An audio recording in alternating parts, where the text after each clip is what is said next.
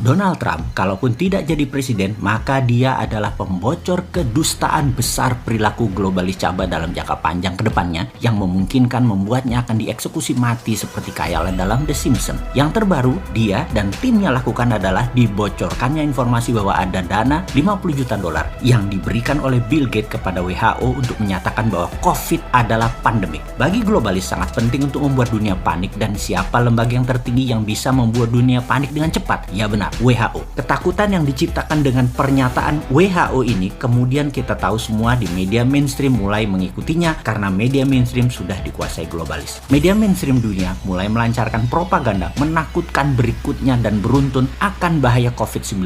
Mundurnya Amerika sebagai negara donor di banyak multinational organization seperti PBB, WHO membuat organisasi yang telah dikuasai globalis ini menjadi mandul. Namun untungnya ada salah satu globalis yang mau jadi dewa, yaitu Bill Gates, yang dimana setiap 10 dolar anggaran yang dibutuhkan oleh WHO, Bill Gates memberikan $1 donasinya. Karena itu Bill Gates bisa mengendalikan, sekali lagi, banyak organisasi besar di dunia yang dikendalikan oleh globalis, termasuk oleh Bill Gates. Globalis memang anti negara, anti nasionalis, kendalinya ada di PBB, WHO, dan sejenisnya. Karena itu Trump yang agak koslet otaknya menyatakan Amerika keluar dari lembaga multinasional karena tidak bisa dikendalikannya lagi organisasi dunia tadi. Semua globalis yang kendalikan sudah tidak mewakili umat manusia. Dalam 20 langkah globalis mengendalikan dunia kali ini yang terdapat dalam informasi Bosman sebelumnya, dikatakan bahwa nomor 2 ada poin dalam tanda petik melepas virus yang sedikit mematikan dibandingkan flu. Dengan kekuatan berita WHO ini membuat percepatan efek menakutkannya atau terorisme 4.0 dikerjakan oleh WHO. Faktanya sekarang semua sudah terjadi. Dunia mau di-reset, dunia mau digeser pengendaliannya. Manusia dibuat dehumanize, tidak manusiawi lagi. Dibuat tidak berinteraksi, dibuat miskin, dibuat banyak pengangguran, diubah cara hidupnya, diubah cara pikirnya. Semua sesuai maunya globalis. Seluruh manusia harus menggunakan toolnya globalis. Seperti software, sosmed, payment system, database manusia disatukan, diawasi, bahkan uang nanti semua punya globalis. Jadi ke depan apa sih sebenarnya untuk bernegara agar Indonesia ini berdaulat, tidak dijajah asing, dan tidak dijajah globalis? Sebenarnya sudah banyak informasi yang kita berikan dalam serial 500 video di awal dan dalam 1,5 tahun belakangan ini. Namun ya ada baiknya kita ingatkan sekali lagi. Awal-awal cerita cara cerdas bernegara ini kita sudah ingatkan bahwa ketika Perang Dunia Ketiga terjadi, maka paling ditakuti adalah pada saat perangnya menggunakan battle space. Bukan lagi battleground atau perang di darat, tapi perang di udara. Kita tahu Amerika dan Tiongkok punya armada ke-6, armada perang angkasa, yaitu Space Army. Di Indonesia saat ini hanya punya 3 angkatan perang. Amerika punya 2 lagi selain Navy, Laut, Air Force udara atau Army darat, yaitu mereka punya Marine dan Coast Guard. Ditambah sekarang punya angkatan perang ke-6 yaitu Space Army. Karena itu Tiongkok juga punya 6 angkatan perang, ditambah Tiongkok sudah siap dengan software penanding Amerika. WA, Facebook, IG, Twitter. Tiongkok punya Weibo, punya Renren, punya Baidu, dan banyak lagi di mana semua produk asing tidak boleh beredar sampai produk nasional tersebut menguasai lebih mayoritas dari pasar, lebih dari 60-70%. Saran kita,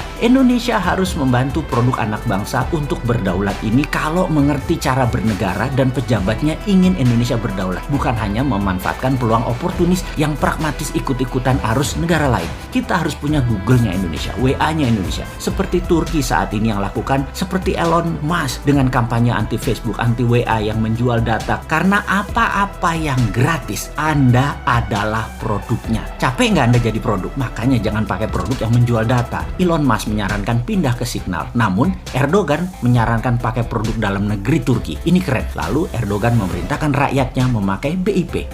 Indonesia bagaimana? Pemerintah sarankan rakyatnya pakai dinaran misalnya sebagai payout system yang di-endorse pemerintah. Salah, nggak jualan produk sendiri, maaf. Jangan, kita fokus ke lainnya saja. Oke, pemerintah lakukan seperti apa yang Tiongkok lakukan, seperti list di bawah ini. Baidu, Google-nya Cina. Alibaba, Amazon-nya Cina. Didi Sucing, Uber-nya Cina. Baike, Wikipedia-nya Cina. Niche, Instagram-nya Cina. Weibo, Twitter-nya Cina. Renren, FB-nya Cina. WeChat, WA-nya Cina. Youku, YouTube-nya Cina. QQ adalah Gmail-nya Cina. Sahabat muda, melihat hal ini ke depan, mari kita bangun platform digital itu semua, dan kali ini kita meminta pemerintah ikut turun tangan. Tiru apa yang Tiongkok lakukan untuk negaranya, yaitu protek kepentingan nasional. Setelah kita membangun ratusan platform tadi, maka pemerintah dengan gagah berani harus melakukan apa yang yang sebuah negara revolusioner berani lakukan. Seperti Tiongkok, seperti Turki. Uber tidak boleh masuk Cina sampai Didi Sucing menguasai lebih dari 70% pasar. Alibaba menguasai lebih dari 70% pasar. Baru Amazon boleh masuk. WeChat menguasai mungkin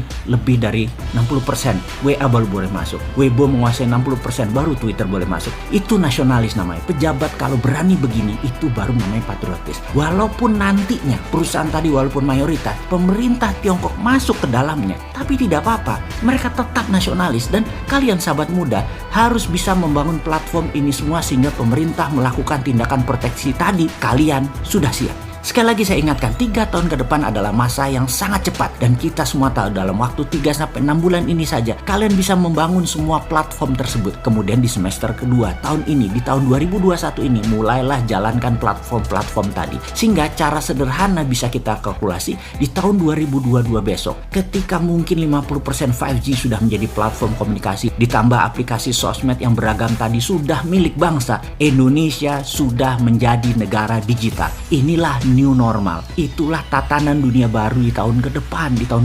2021-2022. Digital world, dunia digital. Kita siap dengan digital ekonomi kita, dengan digital livingnya sekaligus. Tinggal satu langkah lagi. Bagi kalian generasi milenial dan generasi Z, di tahun 2023 mulailah bersiap-siap masuk era baru, yaitu digital politik. Disinilah saya pribadi dan beberapa sahabat saya yang usianya udah di atas 50-an ingin menitipkan pesan. Wahai kalian, ambil alih dengan elegan semua hal digital mulai saat ini hingga seterusnya. Pastikan pemimpin bangsa ini ke depan usianya muda dan di tahun 2024 nanti adalah mereka yang new mind, yang mendukung kedaulatan digital nasional.